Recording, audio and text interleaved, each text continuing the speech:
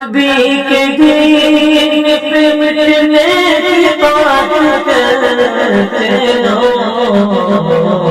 حسین جیسا چلے جاتا وقومه إنني براء مما تعبدون إلا الذي فطرني فإنه سيهدين وجعلها كلمة باقية في عقبه لعلهم يرجعون بل متعت هؤلاء وآباءهم حتى جاءهم الحق ورسول مبين ولما جاءهم الحق قالوا هذا سحر وإنا به كافرون وقالوا لولا نزل هذا القرآن على رجل من القريتين عظيم فهم يقسمون رحمة ربك نحن قسمنا بينهم معيشتهم في الحياة الدنيا ورفعنا بعضهم فوق بعض درجات ليتخذ بعضهم بعضا سخريا ورحمة ربك خير مما يجمعون وإذ قال إبراهيم لأبيه وقومه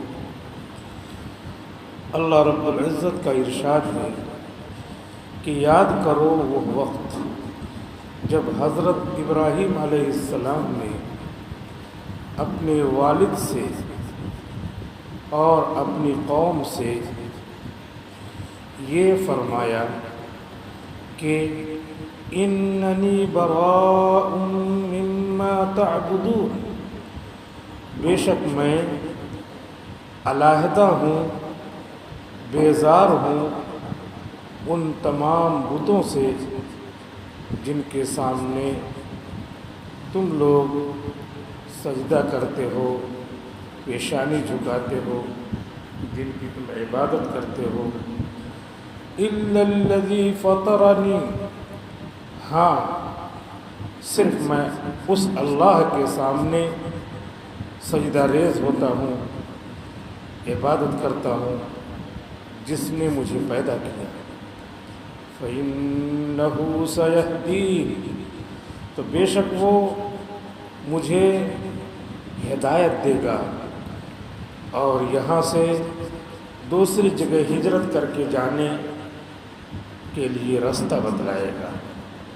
وَجَعَلَهَا كَلِمَةً بَاقِيَةً فِي عَقِبِهِ لَعَلَّهُمْ يَرْجِعُونَ، اور ہم نے اسے ان کی نسل میں باقی رہنے والا کلمہ بنا دیا تاکہ وہ لوگ کفر و شرک سے رجوع کریں. بل متعت هؤلاء وآباءهم، بلکہ میں نے انہیں اور ان کے باپ دادا کو طرح طرح کے سامان اور نعمتیں عطا کی جس کو وہ استعمال کرتے رہے اور کفر کرتے رہے. حتی جاءہم الحق ورسول مبین، یہاں تک کہ ان کے پاس یہ حق پر مبنی قرآن کریم آ گیا اور احکام کو بتلانے والے رسول حضرت محمد صلی اللہ علیہ وسلم تشریف لے آئے. وَلَمَّا جَاءَهُمُ الْحَقُّ قَالُوا هَذَا سِحْرٌ، اور جب ان کے پاس یہ دین حق آ گیا اور قرآن آ گیا تو کہنے لگے یہ تو جادو ہے. وَإِنَّا بِهِ كَافِرُونَ، اور ہم اس کو اللہ کا کلام نہیں مانتے. وَقَالُوا لَوْلَا نُزِّلَ هَذَا الْقُرْآنُ عَلَى رَجُلٍ مِّنَ الْقَرْيَتَيْنِ عَظِيمٍ، اور مکہ کے کافر کہنے لگے کہ یہ قرآن کیوں نہیں نازل کیا گیا مکہ کے رہنے والے کسی سردار پر یا طائف کے رہنے والے کسی سردار پر، ان دونوں گاؤں میں سے کسی بڑے سردار پر کیوں نہیں قرآن اترا؟ محمد جو یتیم ہیں ان پر کیوں اترا؟ اَهُمْ يَقْسِمُونَ رَحْمَتَ رَبِّكَ، کیا یہ لوگ تیرے پروردگار کی رحمت کو خود بانٹ رہے ہیں؟ نَحْنُ قَسَمْنَا بَيْنَهُمْ مَعِيشَتَهُمْ فِي الْحَيَاةِ الدُّنْيَا، ان کو خدا کی رحمت بانٹنے کا کیا حق ہے؟ ہم نے خود ہی ان کے درمیان ان کی روزی تقسیم کر رکھی ہے، کسی کو کم کسی کو زیادہ ان کی دنیاوی زندگی میں۔ وَرَفَعْنَا بَعْضَهُمْ فَوْقَ بَعْضٍ دَرَجَاتٍ، اور ہم نے ایک کا درجہ دوسرے سے بلند کیا ہے، کوئی مالدار ہے، کوئی غریب ہے، کوئی امیر ہے، کوئی کمزور ہے۔ لِيَتَّخِذَ بَعْضُهُمْ بَعْضًا سُخْرِيًّا، تاکہ ایک دوسرے کو اپنے اپنے کام میں استعمال کر سکے، امیر ہے غریب کو استعمال کر سکے۔ وَرَحْمَةُ رَبِّكَ خَيْرٌ مِّمَّا يَجْمَعُونَ، اور تیرے رب کی یہ رحمت اور نبوت اور اس پر عمل کرنے کے احکام اس سے بدرجہ بہتر ہیں جو مال یہ جمع کر رہے ہیں۔ وَلَوْلَا أَن يَكُونَ النَّاسُ أُمَّةً وَاحِدَةً لَجَعَلْنَا لِمَن يَكْفُرُ بِالرَّحْمَنِ لِبُيُوتِهِمْ سُقُفًا مِّن فِضَّةٍ وَمَعَارِجَ عَلَيْهَا يَظْهَرُونَ، اگر اس بات کا خدشہ نہ ہوتا کہ سب کے سب کفر کے ایک راستے پر ہو جاتے تو میں ان کافروں کے لیے جو رحمان کا انکار کرتے ہیں ان کے گھروں کی چھتوں کو چاندی کی بنا دیتا، ان کے گھروں کی چھتوں پر چڑھنے کے لیے زینوں کو چاندی کا زینہ بنا دیتا جس پر یہ چڑھتے اترتے، کیونکہ دنیا میری نظر میں مچھر کے پر کے برابر ہے۔ وَلِبُيُوتِهِمْ أَبْوَابًا وَسُرُرًا عَلَيْهَا يَتَّكِئُونَ، اور ان کے گھروں کے دروازوں کو بھی چاندی کا دروازہ بنا دیتا، اور ان کے مسہریوں کو بھی چاندی کی مسہری بنا دیتا جس پر یہ سہارا لگاتے ہیں، آرام کرتے ہیں۔ وَزُخْرُفًا، اور ان کے گھروں کی چھتوں کو، زینوں کو، دروازوں کو اور مسہریوں کو سونے کی بنا دیتا، لیکن یہ خدشہ ہے کہ دوسرے لوگ دیکھ کر یہی نہ سمجھنے لگے کہ کفر ہی حق ہے، اس لیے نہیں بنایا۔ وَإِن كُلُّ ذَلِكَ لَمَّا مَتَاعُ الْحَيَاةِ الدُّنْيَا، یہ ساری چیزیں بس دنیاوی زندگی کا تھوڑے دن کے استعمال کا سامان ہے۔ وَالْآخِرَةُ عِندَ رَبِّكَ لِلْمُتَّقِينَ، اور آخرت تیرے پروردگار کے نزدیک اللہ سے ڈرنے والوں کے لیے ہے کہ وہاں ان کا بہت اونچا مقام ہوگا۔ سورہ زخرف کی تفسیر چل رہی ہے، 25واں پارہ آدھا ہو چکا ہے، اس کے بعد نصف آخر کی آیتوں میں اللہ تعالیٰ ارشاد فرماتے ہیں۔ سورہ زخرف کا یہ تیسرا رکوع ہے، اس کی پہلی آیت ہے ابراہیم علیہ السلام کا تذکرہ کر رہے ہیں۔ مکہ مکرمہ میں جو لوگ تھے، کفار مکہ، کفار قریش، ان کا یہ دعویٰ تھا کہ ہم ابراہیم علیہ السلام کی طریقے پر چلتے ہیں، جو ان کا طریقہ ہے اس طریقے پر چلتے ہیں۔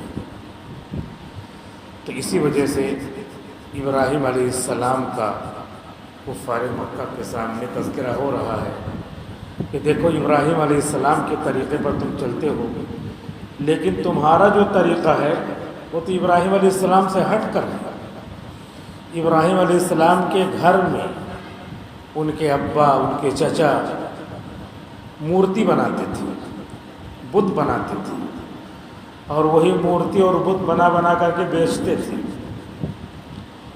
ابراہیم علیہ السلام نے اپنے معصومانہ انداز میں ابا سے کہا کہ ابا یہ سب کیا کرتے ہیں آپ؟ یہ مورتی اپنے ہاتھ سے بناتے ہیں، اس کی آنکھیں، اس کی ناک، اس کے کان، اس کے منہ، اس کا ہاتھ، اس کا پیر، پیٹ، سب اپنے ہاتھ سے بناتے ہیں، اور پھر اس کے بعد اسی کے سامنے اپنا سر جھکاتے ہیں۔ آپ ان سے بڑے ہیں یا وہ بڑے ہیں؟ خود آپ بنانے والے ہیں، تو بنانے والا بڑا ہوتا ہے یا جس کو بنایا گیا وہ بڑا ہوتا ہے؟ ان کے ابا باتیں ٹال دیتے تھے، کیا یہ سب بکتا رہتا ہے، یہ سب چیزیں مت بولا کر۔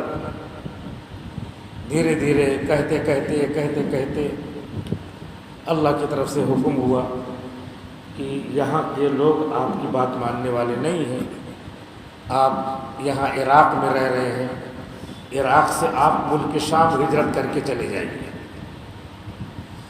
وہاں پر تبلیغ کیجیے۔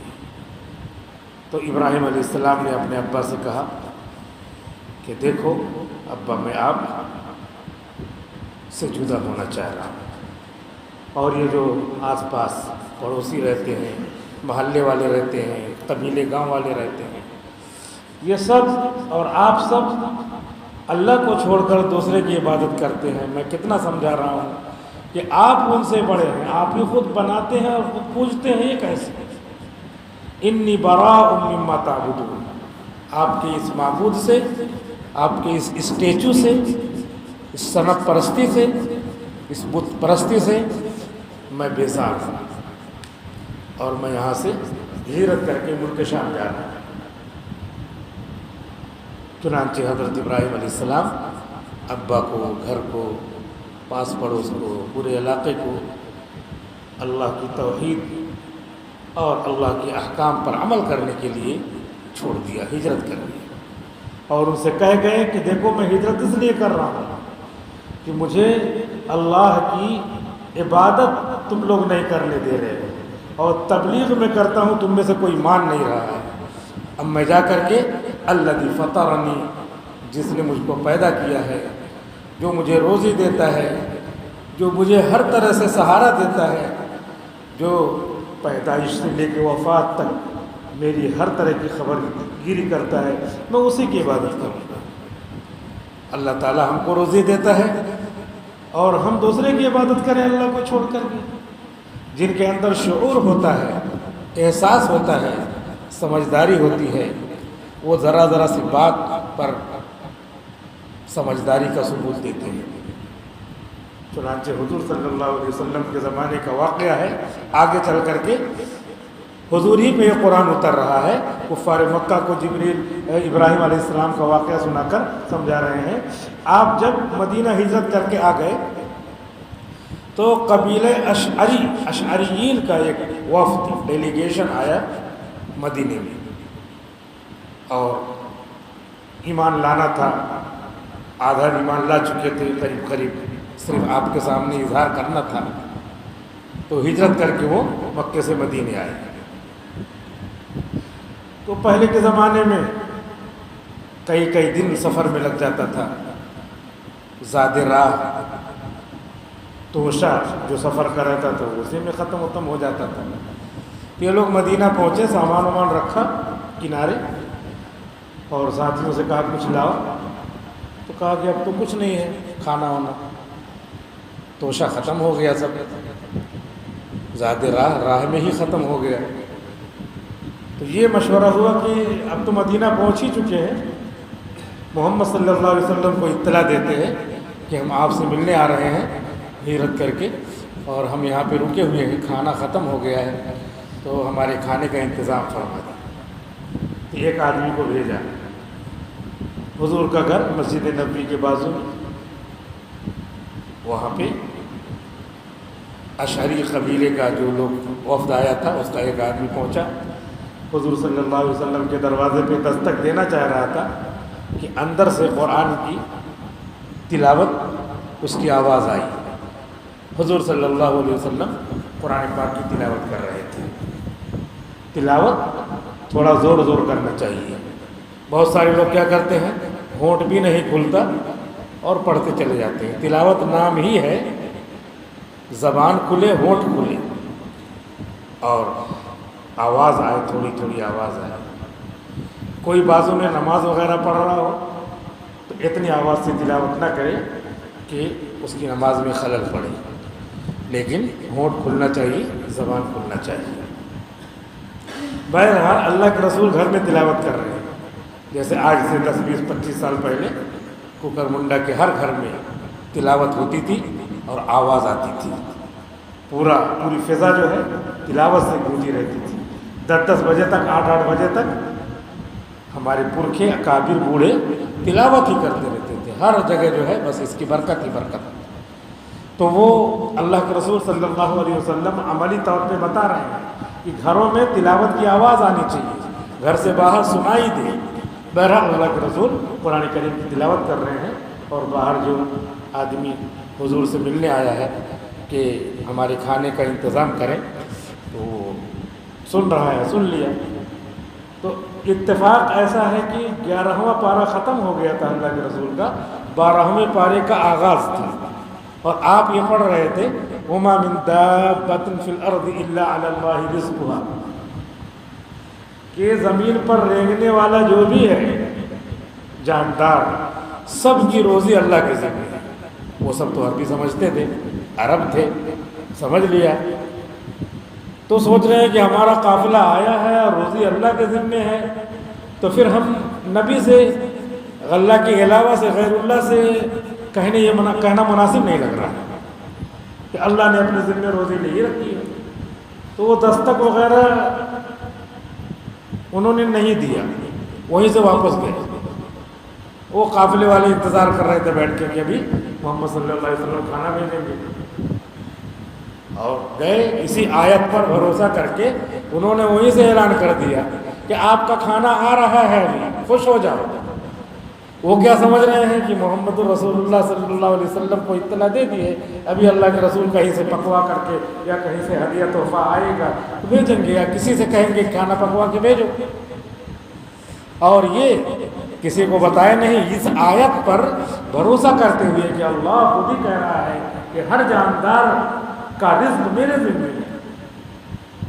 اس پر بھروسہ کر کے ادھر کہہ دیا خوش ہو جاؤ، آپ کا کھانا آ رہا ہے ابھی. اس کے بعد جا کے پہنچ گئے، وہی بیٹھ گئے، بھوکے ہیں، انتظار کر رہے ہیں سارے وفد کے لوگ. تھوڑی دیر ہو گئی، ابھی نہیں آیا کھانا. اتنے میں 2 آدمی آ رہے ہیں دور سے اور بڑا سا خوانچہ، بڑی سی سینی لے کر کے، اور اس میں جو ہے روٹی ہے ڈھیر ساری اور پورا بڑی پتیلی ہے، اس میں سالن بھرا ہوا گوشت ہے، لے کر کے آ کر کے رکھ دیا. یہ لوگ سمجھ رہے کہ حضور صلی اللہ علیہ وسلم نے کھانا بھیجا ہے. کھانا سب لوگوں نے کھایا. کھانا اتنا زیادہ تھا کہ سب لوگ پیٹ بھر کے کھا چکے، آسودہ ہو گئے، چھک گئے ایک دم، اور آدھا سے زیادہ بچ گیا. تو انہوں نے سوچا کہ حضور نے بھیجا ہے تو آپ کے ہاں بھی ضرورت ہوگی، ہم لوگ تو پیٹ بھر کھا چکے، تو آپ کے یہاں دوبارہ بھیج دیتے ہیں واپس.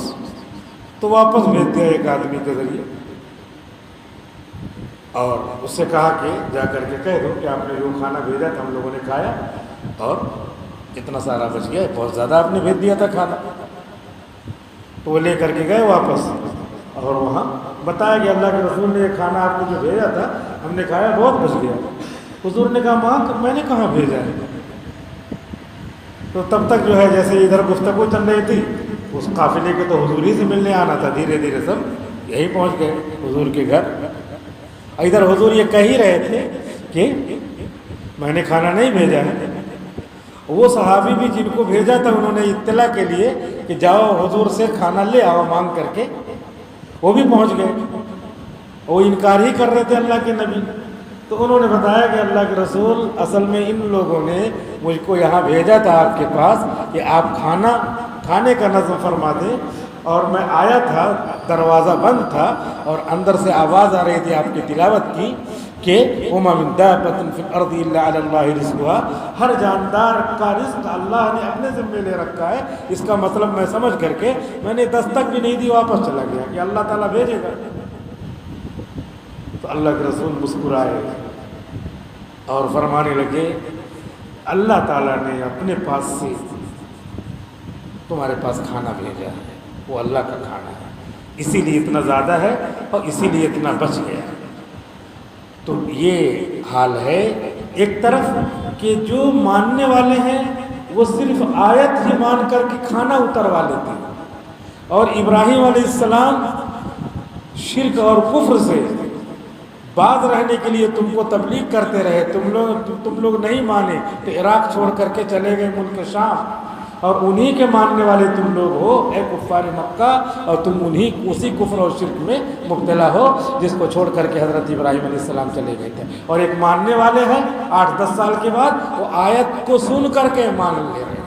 اور اللہ تعالیٰ کا معاملہ یہ ہے کہ جو جس طرح کا اللہ تعالیٰ کے ساتھ آدمی گمان کرتا ہے اللہ تعالیٰ اسی طرح کر دیتے ہیں. لہذا ہمیشہ اللہ تعالیٰ سے اچھا گمان رکھنا چاہیے کہ اللہ نے اتنا بڑا کیا، اتنی عمر ہو گئی، کبھی اپنے کو ذلیل رسوا نہیں کیا، آگے بھی اللہ تعالیٰ عزت ہی دیں گے. اللہ تعالیٰ آگے ہم کو باعزت ہی رکھیں گے. اللہ تعالیٰ کبھی دوسرے کے سامنے ہاتھ پھیلانے والا نہیں بنائیں گے. ہمیشہ ابھی تک اللہ تعالیٰ نے ہمارے ساتھ احسان کا، فضل کا معاملہ فرمایا ہے، آگے وہی اللہ ہے. اللہ کی نظر کرم اور ہے. اب تو ہم نے بہت ساری نمازیں بھی پڑھی ہیں، بہت ساری تلاوت بھی کی ہے، ہمارے بچے بھی تلاوت کر رہے ہیں، ہم بھی تلاوت کر رہے ہیں، گھر میں بھی تلاوت ہو رہی ہے، ہم اللہ کے حکم پہ عمل کر رہے ہیں. تو انشاءاللہ آگے بھی اللہ تعالیٰ ہم کو باعزت رکھیں گے، باوقار رکھیں گے. جتنا ہم اللہ تعالیٰ سے خوش گمان رہیں گے اللہ تعالیٰ اسی اعتبار سے فیصلہ کریں گے. انہوں نے وما من دابۃ فی الارض علی اللہ رزقها پر اعتماد کیا کہ اللہ نے جب اپنے ذمے جانوروں کی روزی کا نظم کر رکھا ہے تو ہم لوگ تو اشرف المخلوقات ہیں، مخلوقات میں سب سے اشرف ہیں. وَلَقَدْ كَرَّمْنَا بَنِي آدَمَ وَحَمَلْنَاهُمْ فِي الْبَرِّ وَالْبَحْرِ وَرَزَقْنَاهُمْ مِنَ الطَّيِّبَاتِ وَفَضَّلْنَاهُمْ عَلَى كَثِيرٍ مِّمَّنْ خَلَقْنَا تَفْضِيلًا. ہم کو تو اشرف المخلوقات بنایا ہے، مکرم اور معزز بنایا ہے، ہمارا کیوں نہیں نظم کرے گا؟ یہ اعتماد عقیدہ. حالانکہ اس دنیا میں اسباب کے ساتھ سارا کام ہوتا ہے، لیکن انہوں نے کہا اللہ بھیجے گا، بھیج دیا اللہ تعالیٰ. عیسیٰ علیہ السلام کے زمانے میں مائدہ اور دسترخوان اترا تھا. یہاں بھی اس کی ایک شکل ہے کہ آپ نے اللہ تعالیٰ نے خونچے میں گوشت اور روٹی بھیجی. ایسے ان کو بھی جو دسترخوان آسمان سے اترا تھا اس میں بھی گوشت اور روٹی تھی، گوشت تھا اور روٹی تھی. کیونکہ گوشت کیا ہے؟ سید الطعام ہے. حضور صلی اللہ علیہ وسلم نے فرمایا کہ سارے کھانوں کا سردار کیا ہے؟ لحم ہے، گوشت. تو گوشت ہوئی نازل ہوئی. بہرحال اعتماد کی بات ہے. اللہ رب العزت فرما رہے ہیں کہ دیکھو میرے جو احکام ہیں میرے حساب سے کہ میں ان اللہ لا یخلف المیعاد، اللہ وعدہ خلافی نہیں کرتا. جیسے تم میرے ساتھ گمان کرو گے ویسے میں کرتا ہوں. چنانچہ واقعہ اسی طرح پیش آیا. اللہ کے نبی حضرت ابراہیم علیہ السلام نے کیا کیا؟ عراق چھوڑ دیا، ملک شام چلے گئے اور کہا کہ میں کفر و شرک کی بستی سے دور ہوتا ہوں. کفر و شرک کی بستی، گناہ کی بستی، طرح طرح کے معصیت کی بستی، اس کی قباحت میں، اس کی بدبو میں، اس کی نحوست میں آدمی خود بھی خراب ہونے لگتا ہے. اسی وجہ سے صحبت صالح کا حکم ہے. صالحین کی صحبت اختیار کرنا چاہیے، نیک لوگوں کی صحبت اختیار کرنا چاہیے. اب نیک لوگوں کی صحبت اختیار کرنے میں ایک حکم یہ ہے کہ ہم خود بھی نیک بنے، کہ اگلا تلاش کرتے ہوئے آئے گا، ہم تلاش کر رہے ہیں کسی کو، وہ بھی تلاش کر رہا ہے کسی کو. تو اس کا حکم یہ ہے کہ ہم خود نیک بنے تاکہ تلاش کرتے ہوئے آئے اگر کوئی تو ہم کو تو پائے. ہم دوسرے کو تلاش کر رہے ہیں، وہ دوسرے کو تلاش کر رہا ہے، کسی کو صالح مل ہی نہیں رہا. تو صالحین کی صحبت میں رہنا چاہیے، اس کی فضیلت، اس کی برکت ملتی ہے. حضور کے زمانے میں خود حضور صلی اللہ علیہ وسلم کے نماز پڑھانے کے درمیان میں ایک واقعہ پیش آیا. حضور صلی اللہ علیہ وسلم نے نماز پڑھائی، تلاوت کیا سورہ فاتحہ اور اس کے بعد سورت شروع کیا. تو سورت آپ نے شروع کیا، بھولنے لگے آپ، کچھ کا کچھ پڑھ رہے ہیں. پھر آپ نے صحیح پڑھا، اور رکوع کیا، سجدہ کیا، نماز پوری کیا۔ نماز پوری کرنے کے بعد سلام پھیرنے کے بعد آپ نے فرمایا کہ تم میں کیسے کیسے لوگ آ جاتے ہیں، کوئی صحیح سے وضو نہیں بناتا، اچھے سے طہارت نہیں حاصل کرتا، پاکیزگی حاصل نہیں کرتا، وہ منافقین رہتے تھے، کیسے بھی آ کے چپکے سے کھڑے ہو جاتے تھے، کیونکہ جب اندر ایمان نہیں ہے تو ان کو نماز کی شرائط کا کیا لحاظ کرنا، تو کیسے بھی کھڑے ہو جاتے تھے۔ تو وضو نہیں بناتے تھے، کھڑے ہو گئے۔ اب وضو نہ بنانے کی نحوست منافقین کے ناپاک ہونا، گویا کہ پاک ہونا، طہارت پر ہونا، باوضو ہونا، باغسل ہونا، تو اب وہ گویا کہ ناپاک ہے، تو ان کے ناپاکی کی نحوست سید الانبیاء کے اوپر پڑ رہی ہے کہ آپ بھول جا رہے ہیں۔ تو اس سے فقہا نے مسئلہ مستنبط کیا ہے کہ ان کے ساتھ جو صحبت ہے، نحوست کے ساتھ میں ہے مقتدیوں کے ساتھ، اس کا اثر نبی پہ پڑ رہا ہے۔ پتہ چلا کہ ہم لوگوں کا جو معاشرہ ہے اس میں گندی صحبت کا، غلط کے لوگوں کا، غلط اخلاق رکھنے والوں کی نحوست کا ہم پر اثر پڑتا ہے۔ اس وجہ سے ہم کو چاہیے اچھی صحبت اختیار کریں، اچھے بنیں، اچھے لوگوں میں رہیں۔ اور اللہ کے نبی حضرت ابراہیم علیہ السلام اسی لیے کہ اب کوئی ایمان لانے والا نہیں ہے، اب ان کی صحبت سے جدا ہو کر کے ملک شام چلا جانا چاہیے۔ ملک شام کی آج بھی فضیلت ہے کہ اللہ کے ولیوں میں سے 3 طرح کے ولی ہوتے ہیں: ابدال، قطب، مجذوب۔ ایک بار اور ہم نے بیان کیا ہے، ابدال، قطب اور مجذوب۔ تو 40 ابدال ملک شام میں ہمیشہ رہتے ہیں، حدیث شریف میں آتا ہے ملک شام میں آج بھی 40 ابدال۔ ابدال کا مطلب کیا ہے؟ جو اولیاء اللہ ہوتے ہیں ان کا نام ہے، الگ الگ درجے ہیں، درجے کے اعتبار سے نام بنایا گیا ہے۔ تو ابدال، قطب 2 طرح کے ہوتے ہیں، ایک ہوتا ہے قطب الارشاد اور ایک ہوتا ہے قطب التکوین۔ قطب الارشاد جیسے حاجی امداد اللہ مہاجر مکی کو قطب الارشاد کہتے ہیں، جیسے مولانا رشید احمد گنگوئی کو قطب الارشاد کہتے ہیں، مولانا اشرف علی تھانوی کو، مولانا قاسم نانوتوی کو قطب الارشاد کہتے ہیں۔ یعنی ایسے بزرگ جو لوگوں کی اصلاح کریں، خانقاہ بنا کر یا بغیر خانقاہ کے لوگوں کی اصلاح کے فرائض جو انجام دیں، ایسے بزرگ کو قطب الارشاد کہتے ہیں۔ اور ایک ایسے بزرگان دین ہوتے ہیں کہ اللہ تعالیٰ ان کو تکوینی امور سونپ دیتے ہیں۔ تکوینی امور کا مطلب ہے ایسے امور جن پر جنت دوزخ کا فیصلہ نہیں ہے۔ مثال کے طور پہ ہوا ہے، ہوا چل رہی ہے، ہوا چلے تو جنت ملے گی ہوا کو، ہوا نہ چلے تو دوزخ ملے گی، ایسا نہیں۔ درخت ہے، درخت کھڑا ہے، درخت کھڑا رہے تو اس کو جنت ملے گی، نہیں کھڑا ہے گر جائے تو دوزخ ملے گی، نہیں۔ تو درختوں کا جو کام ہے، ہواؤں کا جو کام ہے، سورج نکلنے کا جو کام ہے، وہ امور تکوینیہ ہے، اس پہ جنت دوزخ نہیں ہے۔ ہمارے جو کام ہے، نماز پڑھیں گے تو جنت ملے گی، نہیں پڑھیں گے تو جنت نہیں ملے گی، دوزخ ملے گی۔ تو اس کو کہتے ہیں امور تشریعیہ، شریعت کے امور۔ تو یہ شریعت کے امور ہیں، وہ قطب الارشاد کرتا ہے۔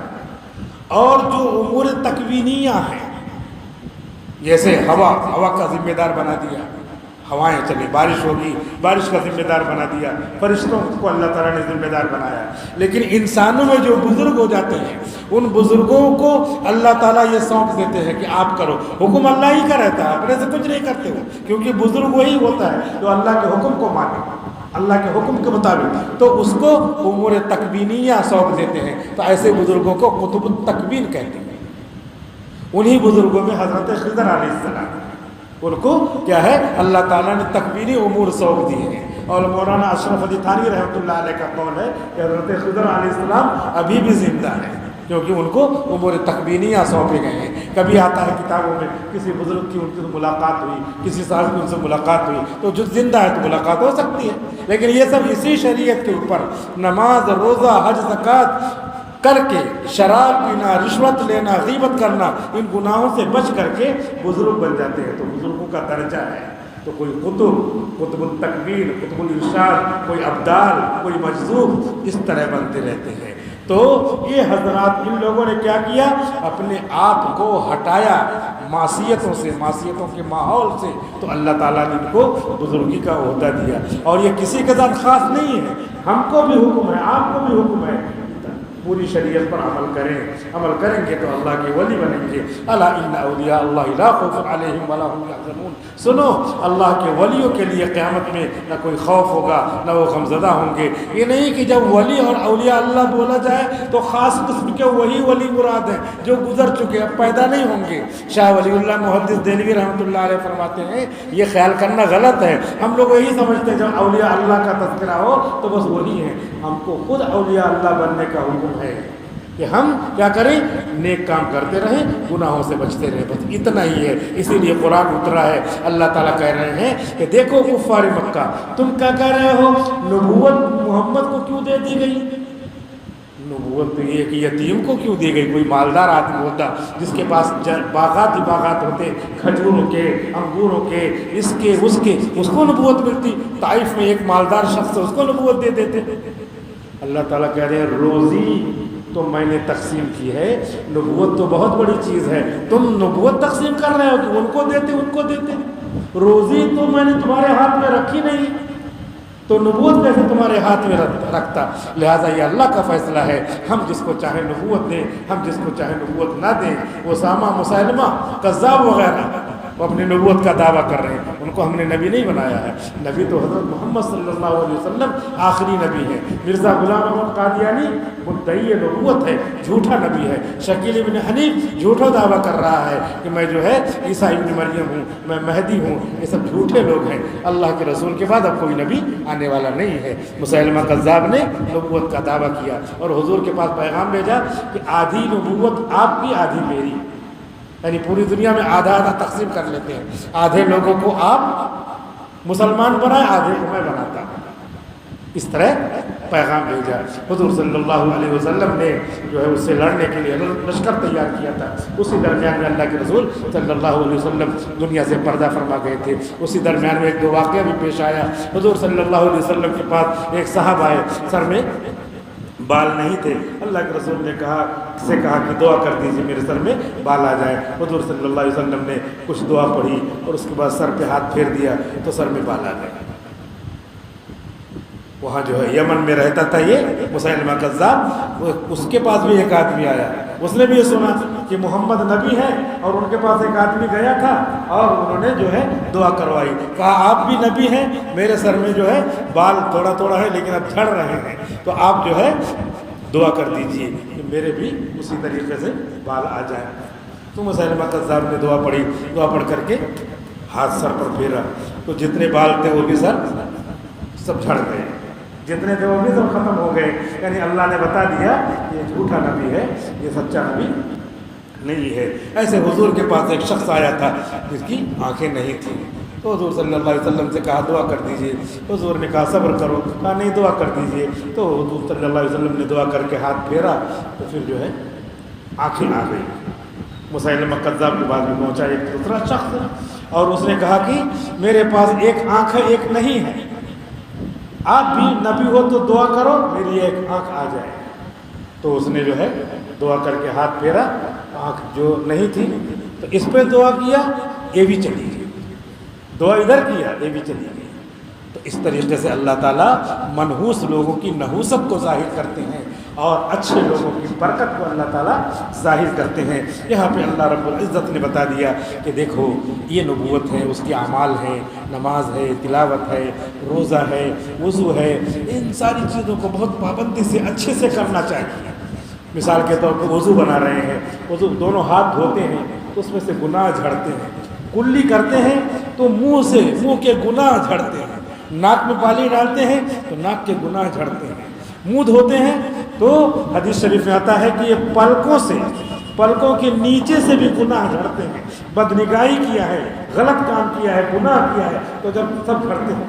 हाथ धोते हैं तो हाथ से गुनाह झड़ते हैं, नाखूनों के नीचे से गुनाह झड़ते हैं, मसा करते हैं तो सर में गलत ख्यालात आते हैं वो सब गुनाह झड़ जाते हैं, पैर धोते हैं तो पैरों से गुनाह झड़ते हैं।